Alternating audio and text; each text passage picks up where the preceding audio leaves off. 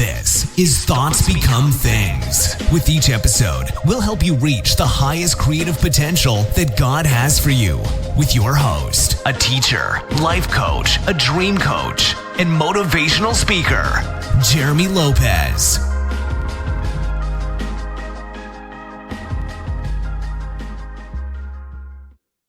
Hello again, everyone, and welcome to another exciting podcast of Thoughts Become Things. I'm Jeremy Lopez, and hope you guys are having a wonderful, hopefully warm day. I know where I am in Alabama, it is really cold. I think we're going through a major cold front here in the lower regions of America.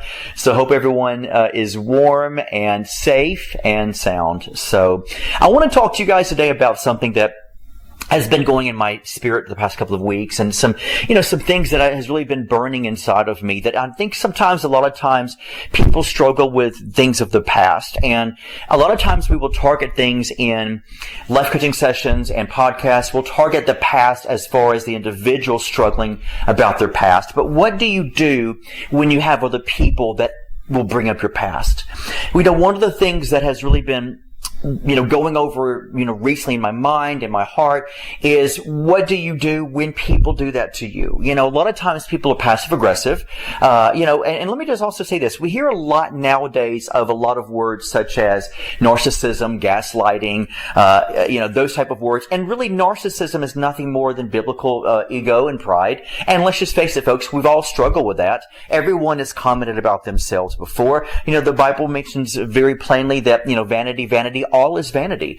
There is a season and parts and times of our lives where, and maybe some more than others, where we will tend to, let's say, talk about ourselves or say things about ourselves or move in that place where, and that's what narcissistic means. It means basically, bringing, the attention and the experience back upon you, almost at a point where it's praising you. Well, that's nothing new under the sun. The Bible says there's nothing new under the sun. That's nothing more than ego and pride. And so if you think about it, we've all struggle with it, and we all, unfortunately, will continue to struggle with some of that, maybe some more than others. But the thing that we have to begin to understand, and you think of gaslighting as well, don't allow people to pigeonhole you in a place where you feel at times that you're not allowed to talk about the things in which you've accomplished.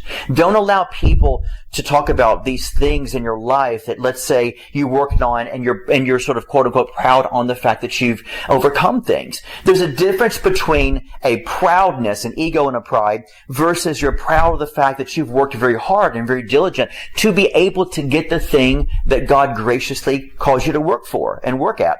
And you want to be able to understand, the Bible makes it plain, give praise where praise is due. It's okay for you to sometimes honestly pat yourself on the back and say, you know what, I've overcome this. It took me a lot of things. I lost friends over this, or, I had to work sometimes more than 8 hours a day, or, I had this creative genius idea and I wanted to do this, and I sacrificed blood, sweat, and tears. I sacrificed spending time with friends, or I, sacrificed, sometimes, going out to the best restaurants. I saved my money to be able to open up my business. Whatever the case may be, let me say something to you guys. Know the difference between confidence. Know the difference between confidence and ego. And a lot of times there are people that will really challenge you because they're not at the place where you are. Maybe they're trying to reach that place where you are, and maybe they never arrive. But the truth is, never try to be something somebody else is. The idea for someone to try to accomplish your accomplishments or try to do what you're doing is really truly a lack of identity. It truly is a lack of identity on their behalf. And so when you think about all this stuff we're talking about, a lot of times people that maybe are jealous of you, competitive of you, or maybe just doesn't like you talking about your accomplishments because you're proud of it, a good proud, then you got to understand that a lot of times you have to walk away from people. Not everybody will understand where you are. I remember even this past Sunday, my pastor, he just tore it up. It was so good. And he brought out some issues. He brought out some things, of even these young athletes who gain wealth very, very quick. And sometimes in their teenage years or 20 years where they really get a lot of $1 million fast. And it is sort of like scary because they don't know what to do with it. And if you really stop to think about what that looks like, here's the key situation we all got to recognize is It's scary when you find yourself growing, sometimes quicker than maybe the old version of yourself. And sometimes you find yourself growing more than even your friends. And so you have to begin to really look at that and say, I need to surround myself with people that I know, can take care of me and watch after me. And my pastor brought it out that it was SWS, which actually is a real thing. It's called sudden wealth syndrome. And SWS, sudden wealth syndrome. And it's when people get stuff so quickly that their mind can't grow with it. And they need to be able to surround themselves with people now who have been at that, we'll say, higher echelon mentality that can walk them through stuff to get where they are to understand this. And they won't blow their money or, but they'll know how to be able to grow with that same challenge as far as getting all this money. And the same works for anything. When you are at a place in your life where you have worked, you're on we'll say a higher caliber, and it does not mean at all you're better than anybody else. It does not mean at all that, that you think you've reached utopia and everyone's beneath you. Not at all. People that know your heart truly will understand exactly where you're coming from. But you have to understand, when you do work on a higher caliber and you're able to get this stuff, people that are, we'll say, not at that place, they will consider it to be pride and ego. They won't understand fully where you have been, but now where you are. And sometimes they will write that off as being narcissistic or prideful, ego. We know the difference between the two, folks. And we have to look at the fact that people that are confident don't mind talking about what they have, I'll give you a great example. If you listen to motivational speakers, a lot of times, they'll say things such as, I'm a self-made millionaire, an entrepreneur will say that. That's awesome. I don't think that's pride or ego. I think it's confidence because they've worked their butt off to get where they are, right? You hear a lot of other speakers, you hear preachers on TV. I've heard Joel Osteen, which I love to pieces, or Joyce Meyer. Others say, hey, I've got a brand new book. It's really good, selling, really quick. It talks about this and this and this. And even at that selling point, you can look at that and say, you know what? They're proud of what they've put out. Because they know that it's got its richness, value is embedded in it. And so it's not an ego. Look at they're doing they're being prideful about what they have. No. Because they're excited that they have something that they've worked hard to get. And you want to share that. And sometimes it's hard for people to really understand the dynamics if you haven't been in their shoes. It's hard for people to understand exactly where people are versus where they are. And you have to begin to look at your life sometimes and realize that if you're gonna walk into a higher level of success that God wants you to, and whatever success looks like, I can repeatedly say this over and over again because we never want people to take this the wrong way or misinterpret it. Whatever success looks like for you, you do that. But yet, success, no matter what it looks like, mentally, physically, bodily, financially, technically, whatever success looks like for you, the definition of success basically means it's a place where it's victorious and you've overcome and you've reached that place that you're trying to get to. So, which means it's going to be a better place than where you are now, right? That's what success would represent. No one's ever had a place where they're trying to file bankruptcy, living on the street and say, I'm happy, I've reached my success, right? Because everybody would say, no, success would represent something better than what you have. So, when you reach that place in your life where you understand whatever success looks like for you, it's okay for you to say, God, we did it.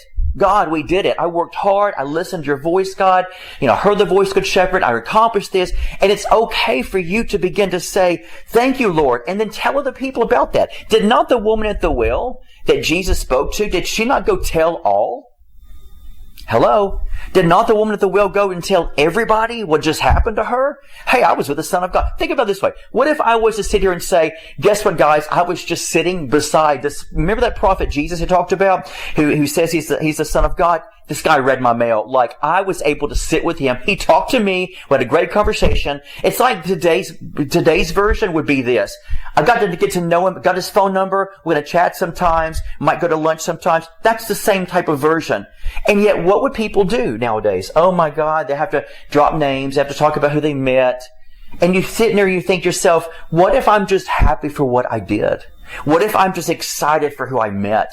See, a lot of times today, you've got to be careful who you're talking to, because a lot of times when you talk to certain people that are not at that place where their mind is truly prospered to the level to understand the whole dynamics of where you are in your life now, then they're going to be able to find themselves a little jealous of you, competitive of you, or they're going to find themselves in a place where they can't relate anymore, and so they will build up anxiety or they'll build up frustration, because then they look at themselves saying, I'm fighting hard, I'm trying hard in my endeavors, and it's not working for me, or what I'm doing is not, taking off like it is for him. And you got to be careful with that, folks, because you've got to be able to understand you answer to God. We all answer to God on where we are in our lives, and it could possibly be God wants you to go slow and not try to race through life and try to reach a goal because somebody else has it, or be at a place of joy because somebody else has it. You can't do that. It's the same scenario as people I talk to all the time in counseling and life coaching. And that is when people say, well, all my friends are married. Okay, hold on right there. Right there, you've already told me your answer. You're already being at a place where you're, looking at your life and you're comparing. Comparison, folks, is so dangerous. Comparing to, all my friends are married, but I'm not. All my friends are successful, I'm not. She's prettier than I am. He's better looking than I am. He's got more money than I do. He's more successful than I am. The moment you mentally, you might not say it out loud, but the moment you think that, the moment that thought ever embeds in your mind, you're going to be in serious trouble. Because you have to remember, people do things differently. And other people have told me, but I'm the one that's faithful to the Lord. I'm the one that's faithful to the Lord. I'll give you a great example. I remember a story. This is a number of years ago. I remember a great example where somebody, was saying to somebody, well, they cheated on their wife before, they cheated on their husband before, and here I am, I'm faithful to my job, I'm faithful to my wife, I'm faithful to my husband. Why not me? One thing I've realized in my life, why not you? Because what you're saying at that moment is that, why not me? Meaning, well, I'm good, I'm amazing, I'm wonderful. Well, that's pride right there. That's ego right there, right?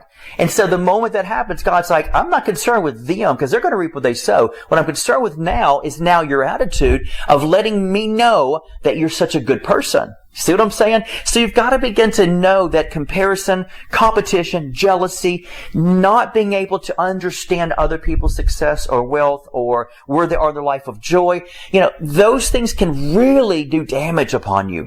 And you want to be able to make sure that you are growing of where you need to grow into what you need to grow into. And if you feel as if maybe, here you are, maybe you're the other person. Maybe you're the person that you are gaining some ground. You are gaining some success. You're making more money than you've ever made in your life. You've got this great job. You're an entrepreneur. You're an author. You're a podcaster. Whatever the case may be, whatever that success looks like, I will tell you, Lord, each one of you, from experience, because I've experienced this, that you will find yourself metamorphosizing in your relationships. Because not everybody is going to be at the place where you are. And not everybody will understand exactly why you're doing the things you do. If you buy a different type of house, a bigger house, a better car, maybe you buy better clothes, or maybe you can travel more, or maybe you're just happier. Maybe your family is maybe your marriage is great, or maybe your children are winning beauty pageants, right? Maybe your dog is very healthy and you're entering your animal into, let's say, some kind of races. And, no matter what the case is, folks, I know that's a little crazy, but no matter what the case is, you've got to remember that there will always be, unfortunately, other people who will not understand your joy in your success and the joy in your happiness of what you've accomplished, and yet they will definitely never understand, because they will want you to shut down when you do talk about your success, or that you do talk about all the good things that God has done for you that you've worked hard to do. And you've got to understand there's always going to be people like that. So you will have no choice but to metamorphosize into relationships, of new relationships, of people that are on that same caliber, to understand your mindset, understand where you are, because they're going to be at the same place. And it won't be, and when you do that, you won't find so much comparison, because they've already reached that place of they're happy in their success. You won't find yourself at a place of jealousy, because there's nothing to be jealous of, because they've reached their success, right? And so you got to think on the place of Mindsets. Mindsets to me is what makes relationships, period.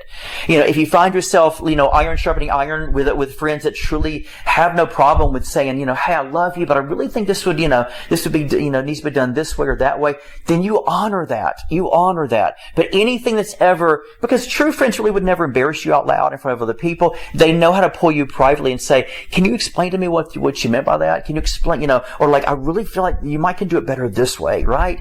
And so if you don't have that, iron sharpening iron, find people that will do that to you and for you. And and that way you can feed off each other, because both of you are humble enough to receive, because it's called covenantal. You don't have covenantal relationships when someone says things out loud to embarrass you, because then you realize that's speaking of someone needing to destroy my character in front of other people. Then automatically it's a red flag. Run. Because they don't have your back. That relationship was never covenantal. At that moment that was never anything that you should have ever entertained anyway. Because covenantal people don't do that. And the Bible makes it plain. The Bible makes it very plain that if you have an awe against your brother, you go to him privately. That's the scriptures. And so you want to be able to get those people, let's say, that are successful in whatever endeavor it is for you. If it is success of finances, if it is success in a business or entrepreneurship, or if it's success of, let's say, great joy because you've reached the fact that you're positive and you want to remain positive. And a lot of times just even being positive is a great success for a lot of people. And that great success of being positive means, guess what, folks? You might have to sort of slowly pull away from all those negative people that you once entertained that you were negative with as well, right? I never have this, I never have that. Well, sometimes you got to just pull away from that. And some people ask me in life coaching sessions, well, what if it's part of your family? I get that because it's really hard. It's easy for me to say pull away from family, right? When it's not my family. Because if it was my family, it would be hard to do.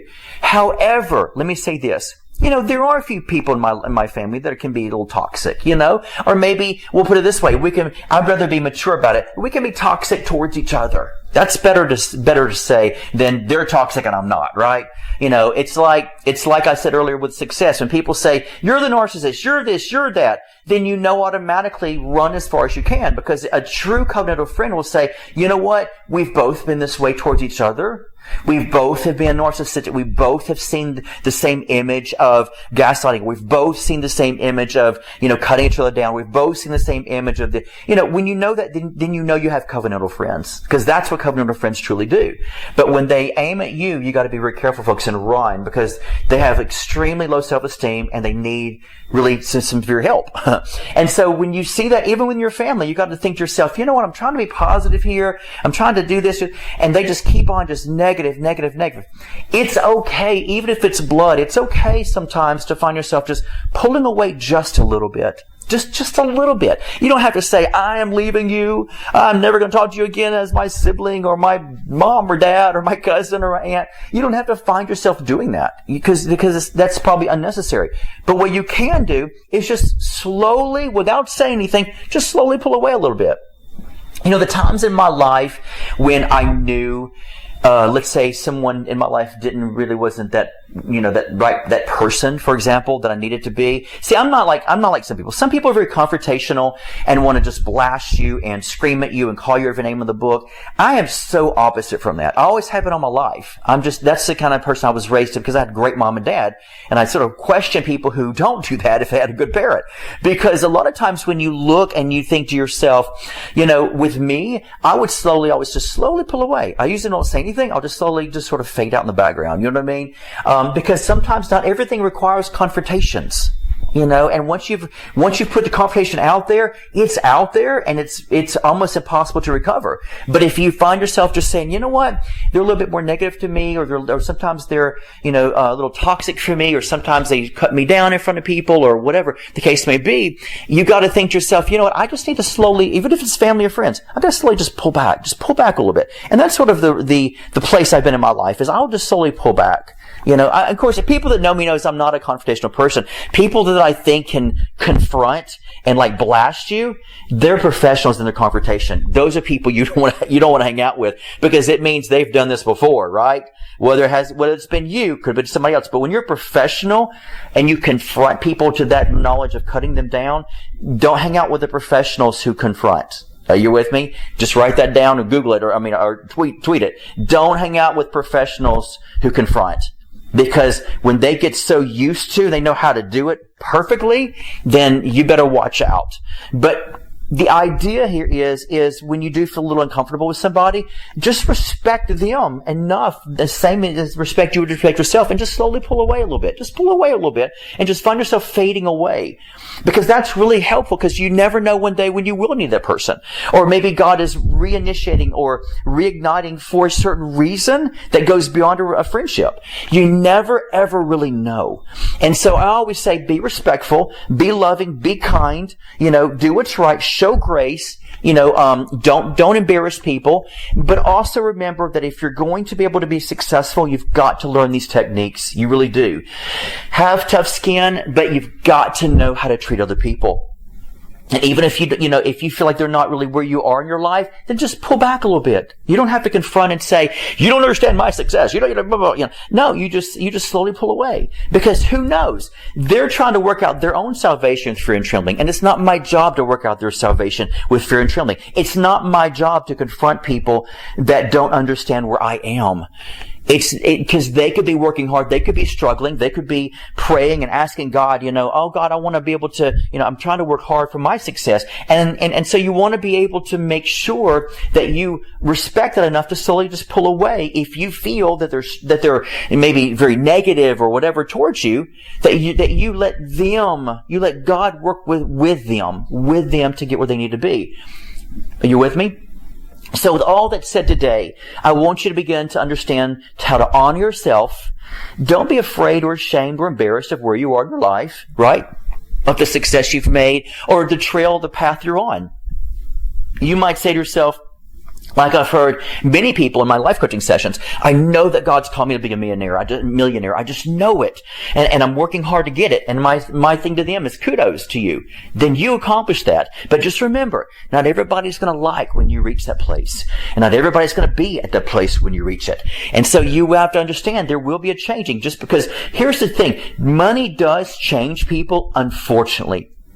But also money can empower somebody to say, if I keep my character in line and in motion, and I continue just to sort of prosper with everything, inside of me with let's say when I get some money, then I've also got to realize this comes with a sacrifice. And a sacrifice will require you to be able to sometimes move away from things and people. Not just people, but even things that are no longer really serving you in your life and helping you, but also encouraging you or benefiting you, or feeling as if that they can join in when you're successful. And like the Bible talks about, praise where praise is due. And rejoice with those who rejoice. And this is another one that people have a problem with. Rejoicing with those who rejoice. It's so powerful. When somebody can rejoice with you, when you're rejoicing for your success or your great job that you've got, maybe they don't have, or whatever, or I'm married and they're not, whatever that, rejoicing with those who rejoice, it shows that they truly have character, but it also shows that they're going to be, healthy for you. Because I can honestly say with myself, I love to honor and bless people who are there. I've helped people to become motivational speakers. I've encouraged people. I remember being there for so many people. And I love that because it's not about me, but it's about the fact that I'm not afraid or ashamed to say I was there for them. And I don't mind saying that because I made sacrifices to be present in our conversations or this or this. Why? Because I wanted them to be something great. And I want to be able to find myself rejoicing when they're able to say, you know what? I've reached that place. I'm there. I'm like, yes, there you go. You can do it. And I do that a lot because I love people. And so just understand today where you are. Know where you are. Know who's surrounding you and know who is there with you covenantally versus those who truly are just maybe not as close to you as you think they are. And remember, the higher you go in God, the higher you go in success, the higher you go in destiny, the higher you go in anything that your Heavenly Father has initiated for you. Just remember, not everybody will go there with you.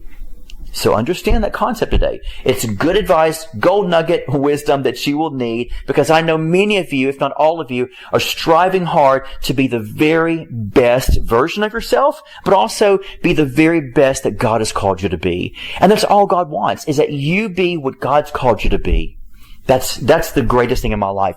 And you know, sometimes I will say this honestly. Sometimes in my life, when I've had to walk away from people, or people have walked away from me, there tends to be a heaviness that has left me, because I realized I never had covenant with you anyway. I never actually was able to understand, you know, the whole dynamics of sometimes maybe that person not really wanting to be where I am at certain things, because I have no problem with being what they are at times in their lives. You know what I mean? But yet when you're on different planes like that, you have to remember not everybody's going to be covenantal with you.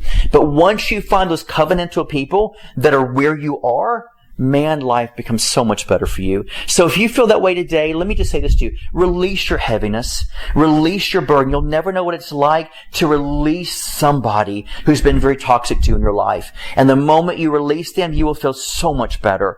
And you'll realize, and God will show you revelation throughout time. You know what? Wow, I didn't realize how many times they did this to me. Wow, I didn't realize how many times that I did so many things for them and they did nothing for me. Wow, I didn't realize I was there. You know, I supported, and they never supported me. You'll start realizing these things, not because you realize how good you are. Nobody cares about that.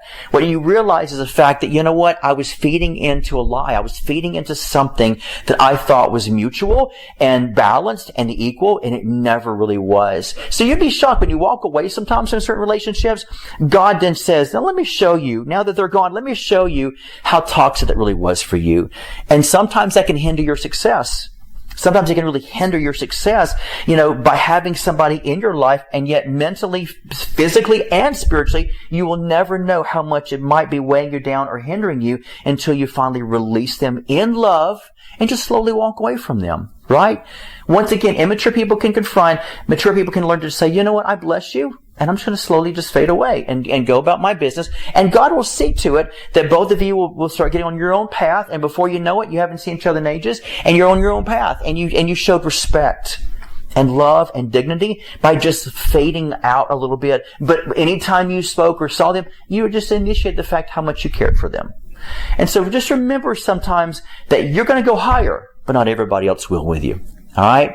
So let me say this real quick. This month's book, I'm excited. It's called Purging. It's not about dieting either, as my team tells me. It's not about dieting. It's about purging things out of your life that are toxic, purging things. What better book this month? My God, it just hit me just now. What better book this month could have come out on this subject, on purging, and purging the things in your life that do not need to be there. Okay? So get the book today or download it today. You can go to identitynetwork.net. My team will be glad to help you. You can actually download the ebook, or you can order the book, and we'll ship it out the moment it's ready for you guys. All right? I'll try to autograph it if I can. But either way, let me just say this as I close to all of you. Remember what I always say. If you don't like your day, I have great news for you. Change your thoughts. You'll change your life. God bless you. This has been the Thoughts Become Things podcast with Jeremy Lopez, helping you reach your highest creative potential that God has for you. For more episodes, products, and information on Jeremy, visit www.identitynetwork.net.